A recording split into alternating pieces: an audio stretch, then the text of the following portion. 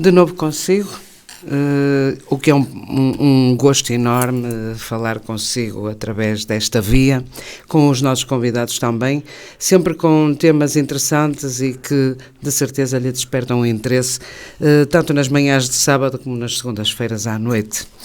Seja bem-vindo, portanto, e também ao Dr. Alberto Abreu, eu agradeço a presença no programa Usanças, presença esta que já há uns tempos não se faz sentir aqui por estes lados, mas estamos sempre a tempo. Como é que um vimaranense vem parar a Viana e fica por cá, faz parte da história da cidade? Como é que este processo todo se desenrolou? Nós hoje queremos saber da vida do senhor, ponto final. É isso mesmo. Estou no ar. Pois.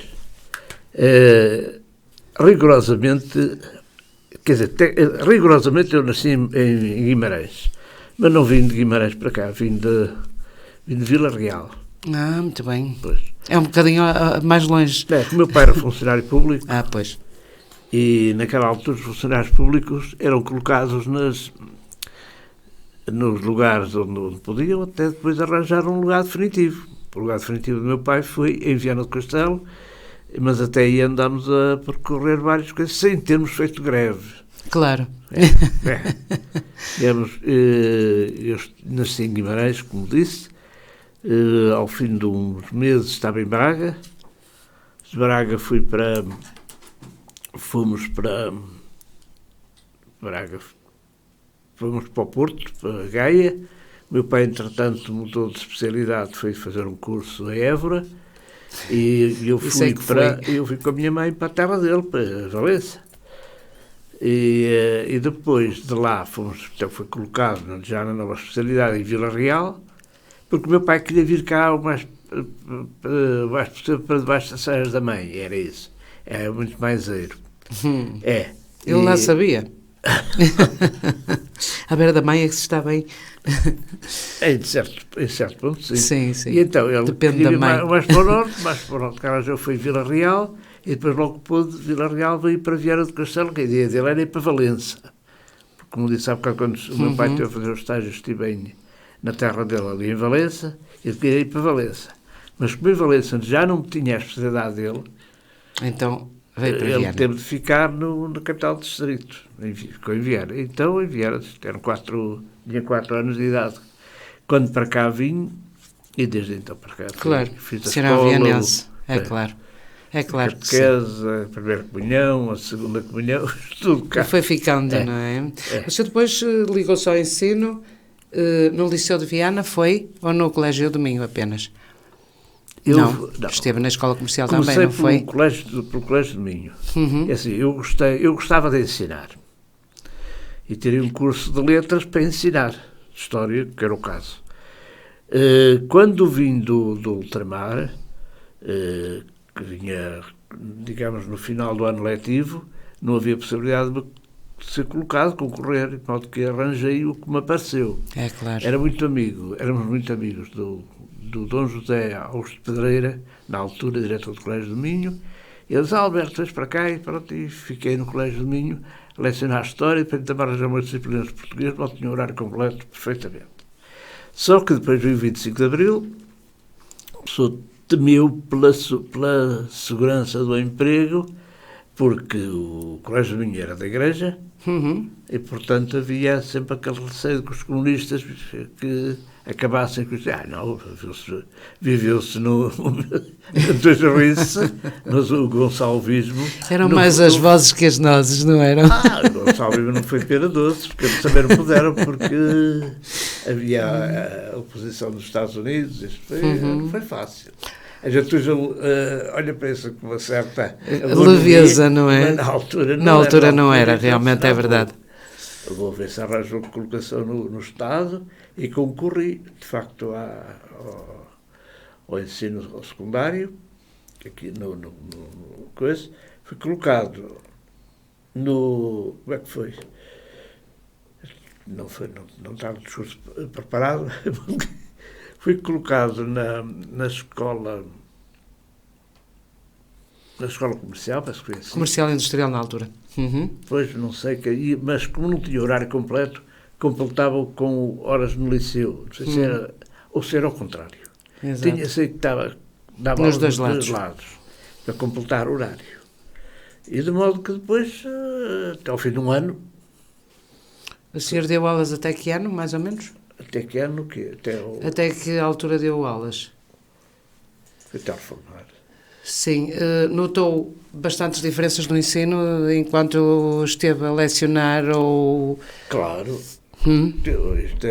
Vivíamos numa altura de experimentalismos, o Ministério da Educação era uma anarquia, todos os anos os programas mudavam, e uma pessoa chega a um certo ponto e preparam as aulas e depois dá aquilo mais ou menos só umas mudançazinhas, mas não, todos os anos o programa era diferente. E de modo que isso criou problemas muito, muito desagradáveis. Mas eu lá aguentei bem, era novo, e até que depois, mesmo depois de ter feito o estágio, fui orientador de estágio, inclusivamente, portanto, tive todas as mudanças, só agora recentemente é que tinha já o programa,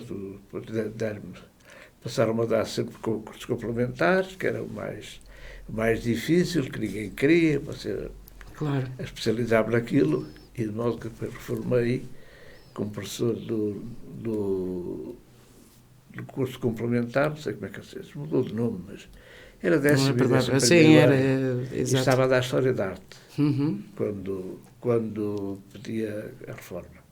E de modo que foi assim que eu tive um percurso bastante acidentado. Hoje os professores têm um percurso mais simples. Naquela altura, não só não estávamos no local onde vivíamos, exceto, desde que eu efetivei logo.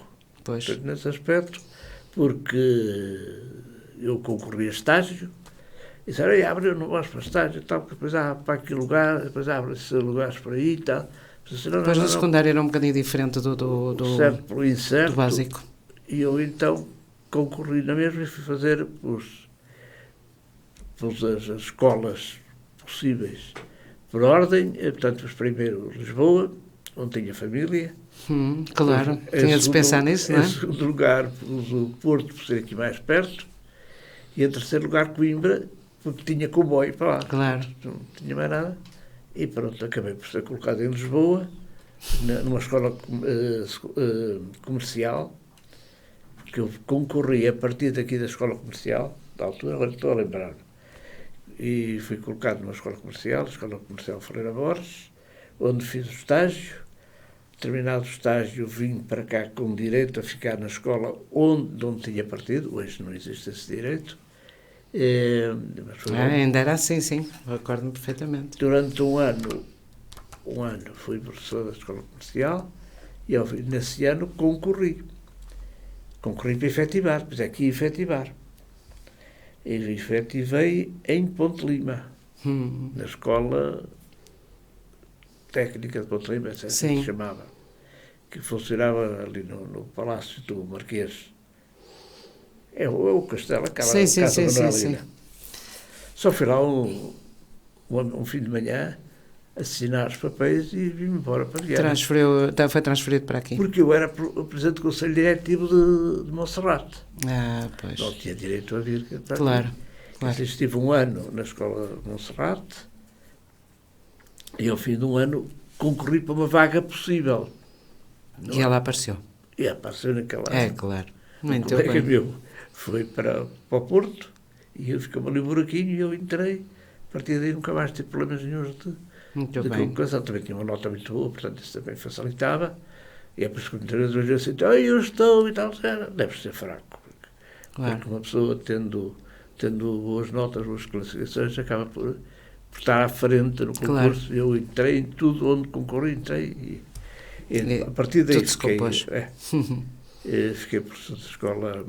E ficou por Viana até hoje, não é verdade? Agora está reformado, mas... da escola secundária de Monserrate, mas depois, como eu vivia na minha dela, vivia e vivo, então concorri a uma vaga possível em Santa Maria Maior. Claro, no antigo liceu. Então fiz o resto da carreira no liceu, hoje escola secundária de Santa Maria Maior, e daí reformei. Muito bem. Voltando atrás a Guimarães, porque hoje deu-me para aí. E muito bem, é uma terra muito bonita. Lembrei-me de vimaranenses, Vimara-Peres. Qual é a relação, doutor? Não há nenhuma. Nenhuma, pois não. Não. Guimarães chama-se Vimaranis. Vimaranis, que era uma terra de um indivíduo chamado Vímara. Não é o Vimara-Peres, era outro, é o nome. Mas há uma confusão com este Vimara-Peres, não há? Não, é porque é o mais conhecido. Porque o Vimara-Peres era um conde aqui vamos falar de história. Era um conde aqui Inevitavelmente. do reino de Oviedo, que foi à conquista, chamava-se Presúria na altura, e presurou a terra do Porto. Que o resto ali onde tem uma estátua. Pois. À beira da Sé. Foi ele que deu origem ao Porto. Vimara-Peres. Esse Vimara-Peres é que foi o fundador do Porto medieval. Que já existia o Porto. O Porto é uma terra de fundação romana. Sim. Porto Escala. E o Vímara de Guimarães era outro Vímara qualquer que tinha uma vila chamada Vila Vimaranis de Guimarães. Eram dados os nomes das terras conforme o dono que as tinha. Portanto, gadeses, são todos nomes germânicos, como Vímara é o nome germânico, que deu o nome à terra, que lá se instalou. Não tem nada a ver, já ninguém se lembra de quem ele é, não faz ideia. Pois. No entanto, ainda há quem se lembre do Vimara-Peres e pense que... era um conde. Pois, e pense que o Guimarães tem a ver com ele. Pronto. Guimarães tem a ver com um indivíduo homónimo. Pois, não é propriamente o Vimara-Peres. O que deu origem à vila de Guimarães, hoje cidade, foi um mosteiro que lá existia, fundado pela Madonna. E esse mosteiro é que atraiu a população ali, e essa população é que se foi difundindo e enraizando, e aquelas pessoas que iam ali assim rezar à Senhora de Oliveira, que é a padroeira de Guimarães, sim, senhor. Daquela vila de Vímara, e tinha um mosteiro que era um mosteiro dúplice. Isto hoje não se sabe o que isso é. Só quer dizer, é fácil dizer, é um mosteiro que tinha frades e freiras. Portanto, iam famílias inteiras para o mosteiro, que eles viviam em clausura. Claro que, digamos, apartados, não viviam. Claro, não viviam juntos, sim. Podiam viver, também não tinha problema nenhum, mas eles faziam. Porque eram famílias, não é? Eram famílias, eles faziam o voto de castidade e, portanto, a partir daí, castidade, pobreza, etc., viviam ali enclausurados. E foi a Madonna fundou esse mosteiro e o protegeu, e o mosteiro viveu até a Idade Média, quer dizer, os nossos reis conheceram o mosteiro de Guimarães. Muito bem. Ele ficou sempre com o nome de Guimarães, ficou sempre assim, sem saber quem foi o Guimara que lhe deu o nome. Exatamente. Era um Guimara qualquer, pronto, é uma pena. Que nós também temos muitos indivíduos chamados Manel. E Marias e por aí fora, não é? E não ligamos nenhum. Não, chamou-me a atenção porque realmente fala-se tanto do Vimara-Peres que poderia ter sido ele que deu o nome a Guimarães que vem daí, não sei como é. Pois, exato. Mas não tem nada a ver com ele. A Vila Vimaranes tinha como padroeira que era um mosteiro de Santa Maria de Oliveira. Sim, sim. Isso é que sim. Exato, ainda existe o local, não é? E algumas... essas terras muitas vezes tinham o nome dos santos padroeiros. Aqui em Viana do Castelo tinha também o seu padroeiro, que era São Salvador. E que tinha... Era o padroeiro de Viana. Era. E depois e a igreja de Viana, São Salvador de Viana, era hoje a Igreja das Almas. Claro. Só depois mais tarde é que aquilo foi evoluindo e já vai lá embaixo, não é? São Salvador ficou esquecido. Ficou ali quietinho, sossegado. A maior parte das pessoas nem sequer sabe disso, não é? Isto é como todo. Hoje a festa da agonia é a festa dos pescadores, mas não era. Não, o padroeiro dos pescadores foi primeiro Santa Catarina. Pois foi. Era Santa Catarina. Sim. Até pela localização da capela, tudo isso está ali perto da... não é esta? Capela. Não, Havia outra, era? Havia outra. Ora bom, a Capela Santa Catarina, que nós conhecemos, esta, já agora vamos, como é que quer dizer, limpar o... Esta Capela Santa Catarina estava construída dentro do Castelo de Santiago da Barra. Pois, porque era maior, não é? Aquela capela que lá está... A que lá está é de quem, então? É Santiago. Ah, está O bem. Castelo de Santiago, Santiago da da Barra. Uhum. Foi construída, aquela capela foi avocada à devoção de Santiago e os pescadores ficaram sem capela.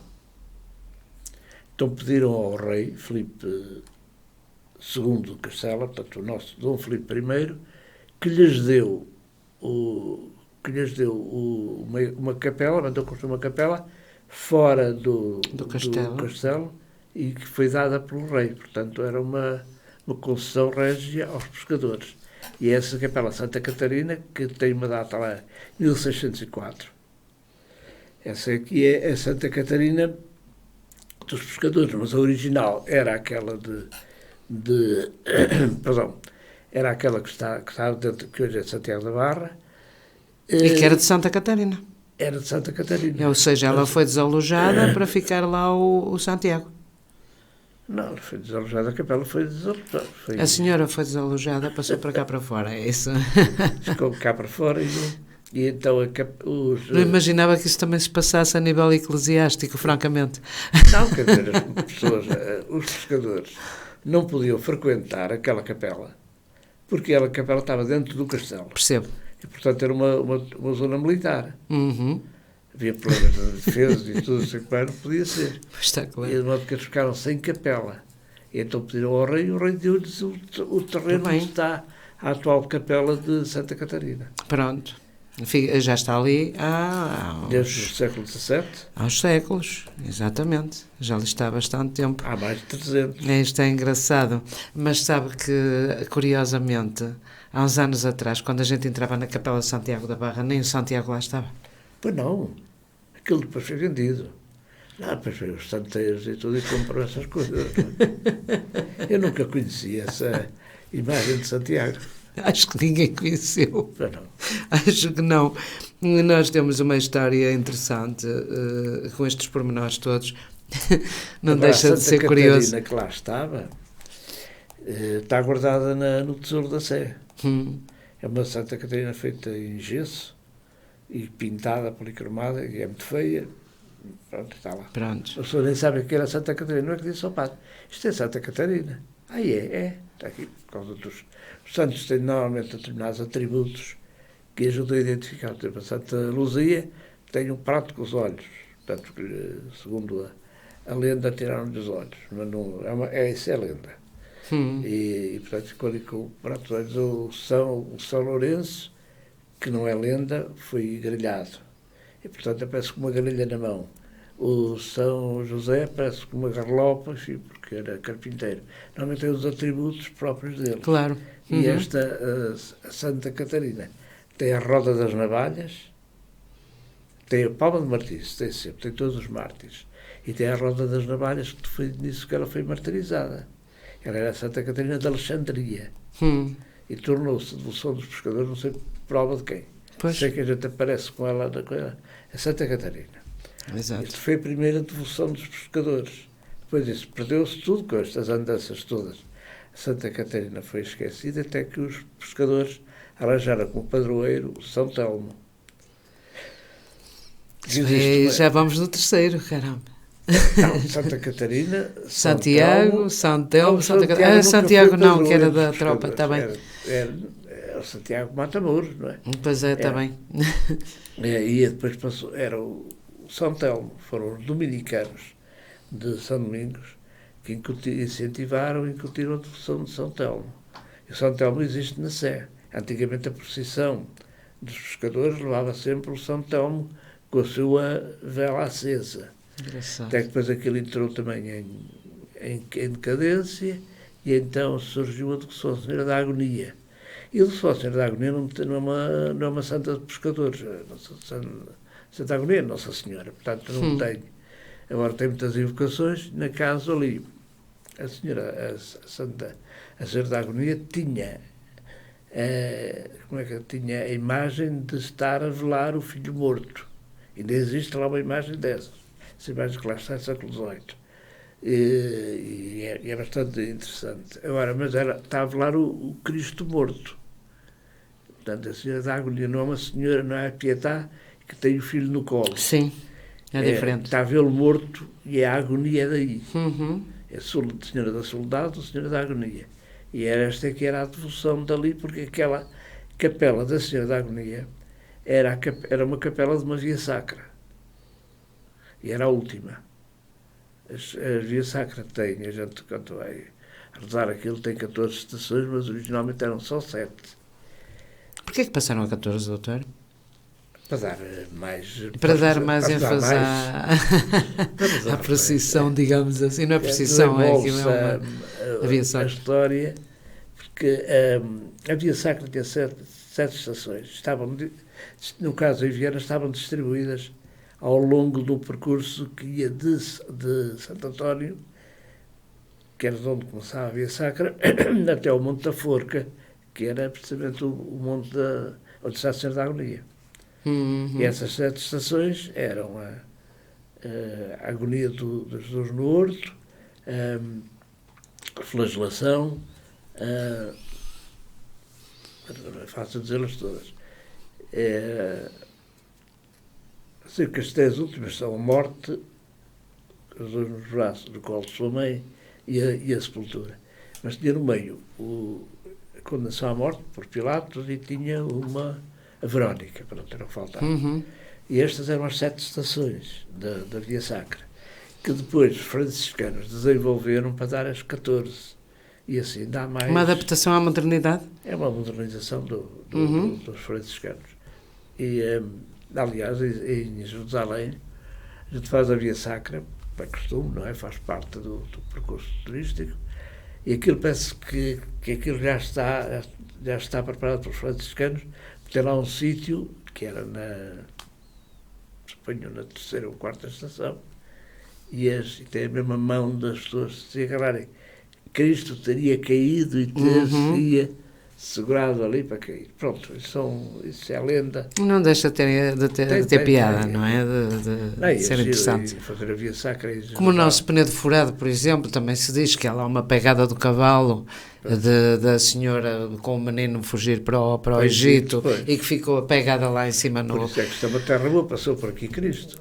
O Algarve nem chove sequer. Não, mas é engraçado essas coisas que se dizem, porque depois uma pessoa vai lá e vê, seria... Não pode. É claro que não é? Mas a natureza se encarrega de fazer estas obras de arte, não é? Aquelas marcas no Rochedo foram geradas na era secundária, fortes ventos que houve nessa altura, que provocaram a erosão das pedras, e cavaram aquelas grutas. Sim. Curioso do Penedo Furado é ser só naquele sítio. Não, mas por todo o norte há disso. Mas digo eu, naquele sítio, todos os penedos são rochedos inteiros e o Penedo Furado é só aquele. Foi erosão eólica. Pois, só naquele. Está no alto mundo. Claro. Mas havia outros que são normalmente tirados dos sítios e destruídos em bocadinhos para fazer para os jardins desses parolos. Aquele, felizmente, não houve nenhum parolo que lá fosse. É uma pedra muito engraçada. Aquilo deve ser um monumento. Muito bonito. Aquilo é um monumento geológico. Como bem que seja, não é? Atesta a altura de grandes ventos, muito mais do que hoje, quer dizer, que destruíram aquele penedo, quer dizer, a erosão eólica, portanto, está a ver o que é a areia levada pelo vento, a força dela, o tempo que demorou a fazer aquilo, que passou um dente cadeado. Exatamente. É uma das coisas bonitas. Não, é engraçado realmente. Entretanto, vamos ficar por aqui na primeira parte, que o Dr. Abreu trouxe-nos uma música para a gente ouvir e vamos passar então a conversa para daqui a pouco, depois deste momento musical. Até já. FM. E estávamos a falar ainda há pouco de erosão, da modificação que a natureza a própria natureza e os fenómenos que lhe estão associados causam nestes rochedos. O Penedo Furado é um caso de visitas programadas. O que é que o doutor acha? Podia ser.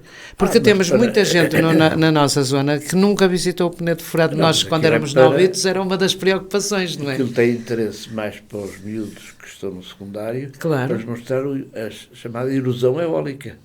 Porque eles às vezes, está a sair a eólica, feito por vento, eles ficam... Claro. Então, para o ouvido, se eles virem concretamente o efeito daquilo, é caso para abrir a boca, até as orelhas, não é? É claro. Porque, de facto, aquilo é uma coisa notável, mas há muito daquilo. Havia em Darque também, na zona do Alto do Galeão, também tinha, parece que já destruíram aquilo.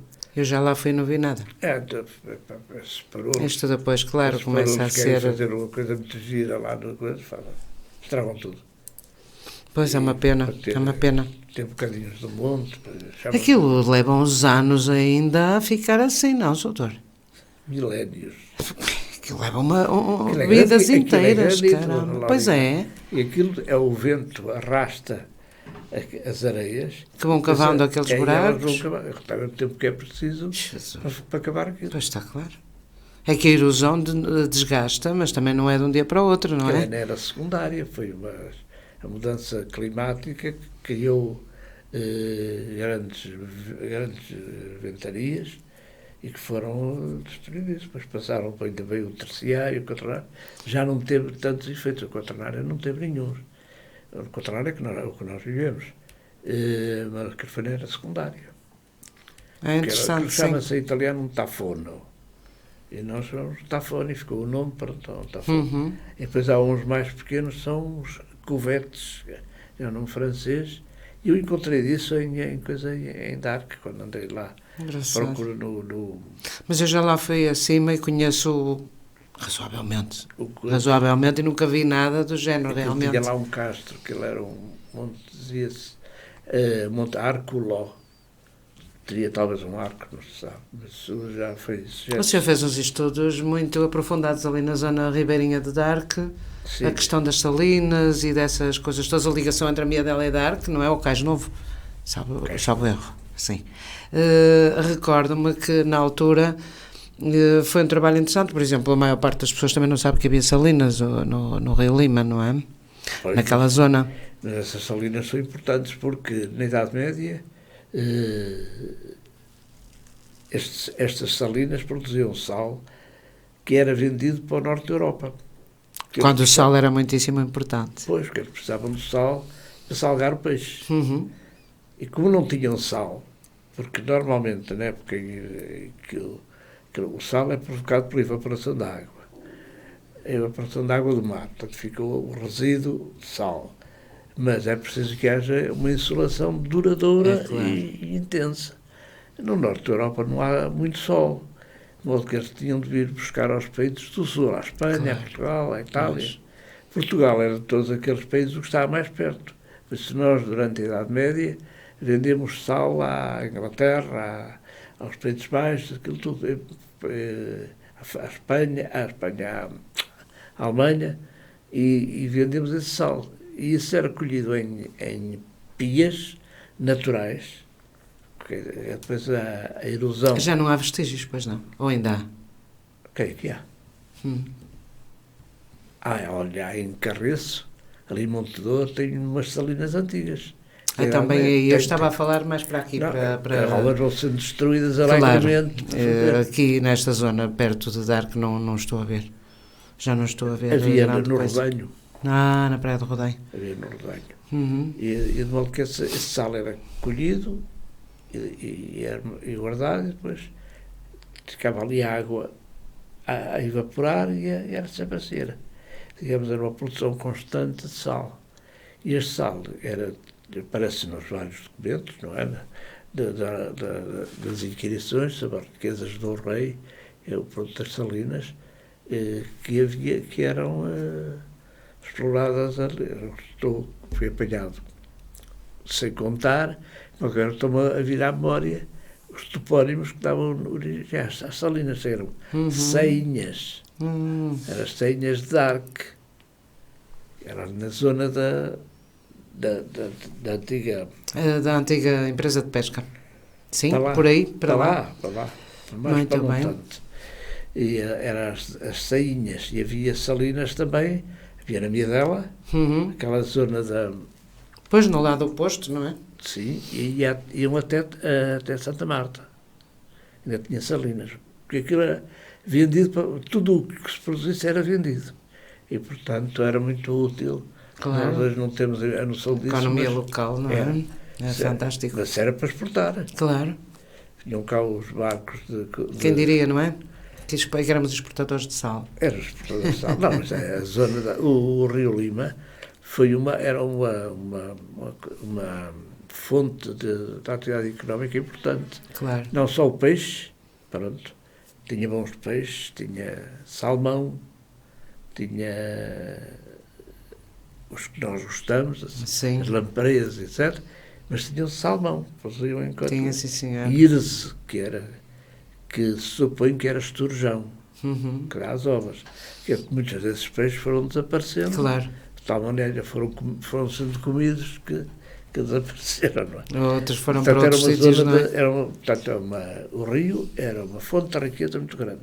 Dava o sal, dava o peixe e dava a navegação. Portanto, barcos que entravam no Rio Lima iam até Ponte Lima. Hoje não iam por causa do assoreamento. Do assoreamento do rio. Isso destruiu o Rio Lima, mas ainda na monografia que eu escrevi sobre Santa Marta se fala lá da navegabilidade do rio, não é? Do Rio Lima. Muito bem. Nas investigações caseiras, pequenas, que se fez sobre São Miguel na Miedela, por acaso é curioso que uma das formas de pagamento dos contribuintes era o sal. Era o sal. Que faz um bocado de confusão, fazia um bocado de confusão. Fazem-se promessas a São Bento de levar uma rasa de sal à cabeça, que é pesado. Claro, são 15 quilos, não é? Mais ou menos. Não sei, depende. Depende, porque o sal é diferente das outras coisas. O sal é pesado porque tem aquela... Enquanto não for liberta toda aquela água, pois, o sal é vai pesado. pesando a mais, não é? E, portanto, era uma promessa difícil de cumprir. Mas pronto, as pessoas tinham cravos nas mãos, tinham outras doenças e o São Bentinho é que as livrava. As da garganta era o São Brás, que se comemora o dia dele ali em Dark também. Não, mas também em Dark. É bem, em todo lado. Há capelas, sim. Engraçado, eu também não sabia descobrir há pouco. Havia um devoto que dizia, eu lá, o Santo Amaro, é uma vegada às pernas, mas eu tenho duas. Se for uma, fica a outra. Santa Luzia está bem, mas é para os olhos, mas eu tenho dois, portanto, se for um, fico com o outro. Agora, São Brás, não, só tenho uma garganta. Pois há que ter cuidado, não é? Que se fica sem essa, fica sem nenhuma. Esta questão das festas e das romarias e de todas estas coisas sofrem algumas alterações ao longo dos tempos. Por exemplo, claro. A festa da Miedela também não era a festa de Santa Cristina, não era a romaria de Santa Cristina. No princípio, a festa em si não tinha nada a ver com a Santa Cristina, no princípio. Tinha, acho que sim, porque a padroeira desde que o padre abrisse a porta, não é? Desde que o padre abrisse a porta da igreja. Não tem como. Eu estou a falar de anos atrás. Não tem como anos. não abrir. No princípio. No princípio não foi festa Santa Cristina. Não. Havia a Santa Cristina, mas a igreja estava fechada.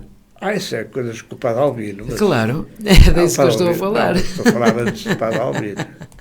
Estou a falar antes do Padre Albino. Quer dizer, havia só festa religiosa, não havia mais nada, não é? E a festa é festa religiosa. Claro, mas estou a dizer, o profano não entrava aí. Foi a partir de 57 que o profano tomou parte, não é? O profano existe sempre. Com certeza. Basta haver os copos de vinho cá fora que já passa a ser profano, não é? Quando o povo se junta, faz sempre festa. E normalmente o povo tem dois sexos, põe o sexo feminino dentro da igreja e o sexo masculino cá fora nos copos.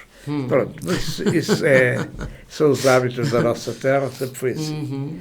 Agora, a Santa Cristina foi uma devoção que deu origem tinha as suas festas próprias. Houve um cacique local que quis fazer da Santa Cristina as festas da Miedela. Porque a Miedela não tinha festas. Claro que não. A Miedela era uma aldeia ali, como é que é dizer, fronteira, ou não, de Viana, e portanto as festas da Miedela eram em Viana e um pouco mais. E portanto não havia festas. Agora, o cacique, o Coronel Pires, quis fazer ali umas festas muito grandes na terra. Ainda bem que se lembram. E então fez as festas da Miedela. Só que ele dava-se mal com o padre. E o padre... Convenhamos que também não era fácil dar-se bem com aquele padre. Eu sou conhecido disto, eu nunca falei com ele. Então, por isso... Com o coronel também não. O coronel nem de vista, só de fotografia. Não é assim? Nunca falou com ele? Não. Era um homem simples. Falei com o Alfredinho, uma vez. Não é muito simples, sabe? Eu era presidente da junta e tive de tratar um problema qualquer e fui lá ao Alfredinho. Recebeu-me muito bem, mas muito cerimoniosamente, portanto... não criamos nem as relações para o bom dia, boa tarde. Pois, não havendo ligação é um bocadinho difícil, não é? Não, eu também não sou, mas efetivamente... Eu não sou bicho do mato, mas não sou muito disso. Claro. Então não quero deixar. Ora, nem mais. Uma coisa é certa e há que fazer justiça às coisas, independentemente do lado que estamos. Isso para mim não é importante. O Coronel Pires foi realmente uma mola no desenvolvimento da Miedela. Isso foi. Isso é indiscutível. Bem, mal, poderia ter sido. Isso não interessa. Agora, naquela altura não havia esse problema. A verdade é que ele fez da Miedela um cartaz visível e lá com quem se rodeou. Ele tinha dinheiro, tinha influência. E aproveitou para lançar a Miedela. Ótimo. E pronto, há gente que o tem e não faz nada, não é? Só faz em seu benefício. Portanto, ele é uma pessoa que a quem a Miedela deve estar agradecida. Porque independentemente de... Colocou a Miedela no mapa. Pronto. Sem dúvida. Pronto. Sem dúvida. Senão a Miedela me fazia... A Miedela foi palco até do próprio Estado. Pois. Que vinham à casa dele e isso tudo desenvolve a freguesia, quer queiramos, quer não. Será da melhor maneira, não interessa. Isso não é isso que está em causa. Mas que, de certo, a Miedela foi bastante vista e bastante falada na altura. Sim, ele, com as festas também, meteu uma lança em África, criou umas inimizades, aquilo era engraçado, porque, como sabe, eu estou por dentro do assunto, e depois havia uma rivalidade enorme entre Santa Marta e Miedela, não é? Essa era a razão principal da coisa, não é? E em que o Dr. Sousa Gomes dizia, eles conseguem ter uma praça de touros, é isso que eu não tenho. Curiosamente, logo que se pôde, a gente desfez da Praça de Touros, como gente inteligente, não é? Também não tem nada contra os touros. Não é isso. Estou a falar do sítio em si, que era um sítio cultural. Quanto aos touros também não tem nada contra isso. Gosto bem de um bom bife. Eu também, sim, principalmente. Mas, de qualquer das formas, foi uma pena. Não, acho que se devia escrever a história da Praça de Touros, porque, para além de ser uma Praça de Touros, foi muito mais uma casa de cultura do que uma Praça de Touros. Quanto a mim. Mas isso, o primeiro festival rock que se fez no norte do país, talvez, acho que foi no Praça de Touros. Não foi Vilar de Mouros? Eu estou a falar de uma coisa pequena, caseira, não é? Não é Vilar de Mouros, que já é céu aberto, não é? Mas Viana foi realmente das pioneiras. Ora, estamos a falar isto em 1976, 77, que era difícil começar com as pessoas aventurarem-se numa coisa dessas, e realmente a Praça de Touros foi o palco para isso. Os melhores grupos de rock do país estiveram aí. Isso é natural. Pois, pronto, deu para várias vertentes, para o folclore, para isso tudo, e acho que está ligada à história de Viana, quer se queira, quer não, por muito que custe a alguns, mas isso é indiscutível.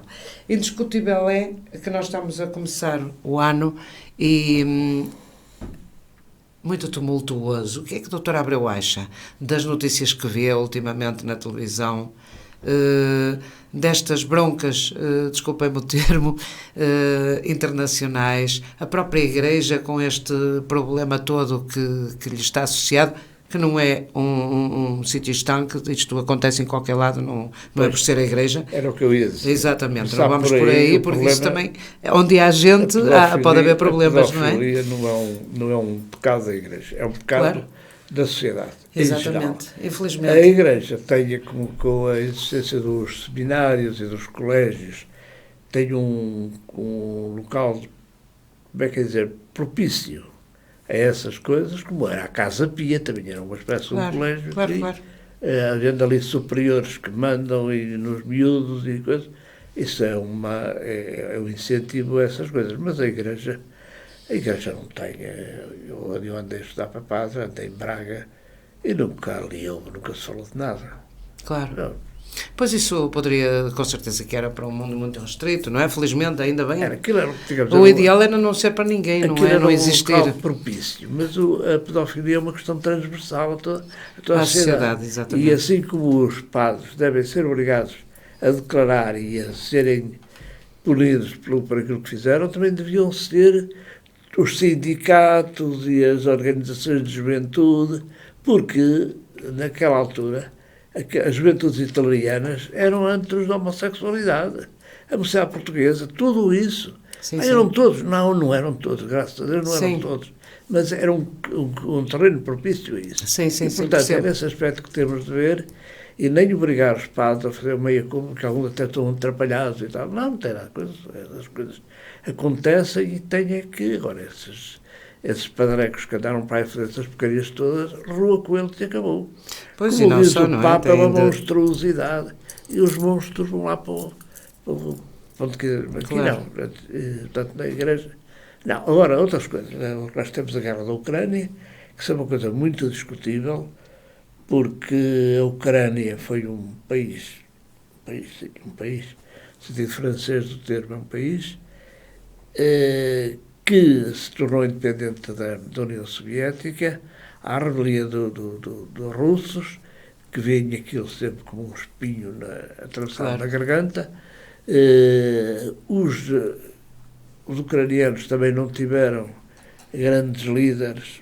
Lembro-me do presidente anterior a este, que era um indivíduo, era um homem desqualificado, enfim, uma série com muita corrupção, com todos os defeitos, até que depois veio os russos resolveram tomar conta daquilo, esta era da Rússia, vamos anexar, e invadiram e tal, e criaram esta carrapata em que todos nós estamos, não é? Exato, em que todos estamos metidos, não é? Sem querer. Mas isto precisava de uma limpeza a sério. Eles estão a dizer que vão fazer isso para entrar na União Europeia, mas não tem feito nada. Foram 3 ou 4 que foram corridos, mas não tem assim grandes efeitos. O resto, o que a gente tem é estas vivemos numa época muito má, em que a comunicação social está agora armada em derrubadora e fazedora de governos. Portanto, o Partido Socialista ganhou as eleições, colocou o PSD numa posição muito desconfortável, e eles agora têm dado todo o apoio ao PSD, e então o PS, como diz o povo, perdoem a expressão, pôs-se a jeito, e criam para ali uma série de carrapatas, que, não, por exemplo, aquele Presidente da Câmara de Caminha, que é uma pessoa execrável, que fez aquelas, ele e outros, mas aquela da... Algumas atrocidadezinhas, entre aspas. Aquela dos... estava a falhar. Sim, de pagar e não se ter feito nada e por aí fora. Isso foi o caminho. E esta foi a indemnização de 500 mil euros. A outra senhora, sim. Pois isso tem dado pano para mangas. Eu acho que não há necessidade nenhuma de esticar isto, porque se formos a ver, há tantas indemnizações que custaram muito mais do que essa e ninguém falou em nada. É curioso, não é? O que era faz assim um bocadinho de confusão, não é? O primeiro-ministro era o espírito de Jânio Quadros, vassourado e correr com eles. E era. Pois, o Jânio Quadros aquilo depois deu asneira, não é? Depois seria acusado de ser prepotente e autoritário. Mas era.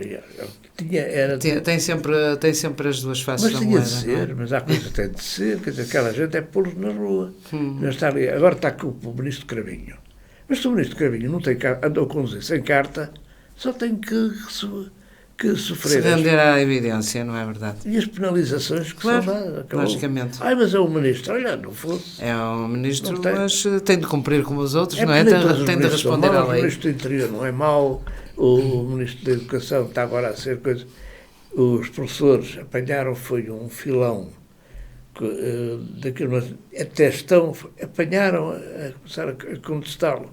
Quando ele já estava a tentar remodelar, quer dizer, não foi ao arrepio das manifestações que ele veio fazer as reformas. Já estavam em curso. Claro, mas são coisas lentas, sempre não se pode querer isto tudo para amanhã, não é? Aí os professores, penso que será... A questão será essa, não pode ser tudo para amanhã ou para hoje, porque não é possível, não é? E não lhes pode dar tudo. Não pode ser tudo uma vez, tem de ser negociado da melhor maneira, não é? Não pode chegar todos ao topo da carreira. E são muitos anos não pode chegar toda a gente ao topo da carreira. Com a carreira parada, a gente muito complicado. Vê aí professores que são incompetentes. Isso e querem também chegar a... Isso é outra coisa. E não há quem pura. Veio lá aquela Lourdes Rodrigues, que é uma idiota. Fez lá uma grelha de avaliação. Uma cara dela. Não esteja a que a mulher é solteira. Por isso é... Não tem cara... Pronto, chegamos ao fim da conversa. Chegamos, não podemos falar de mais ninguém. Mas, como vemos, tínhamos pano para mangas, como diz o povo e diz bem, tínhamos muito assunto para falar. Espero que tenha sido do seu agrado as questões que lhe pus, sem pôr questões, não é? Não foi questão, eu não estava preparado, de modo que... Pronto, olha, mas ninguém diria ao Dr. Abreu. Não. O senhor continua a dar-nos umas lições de história, que é o que interessa. Todas dá...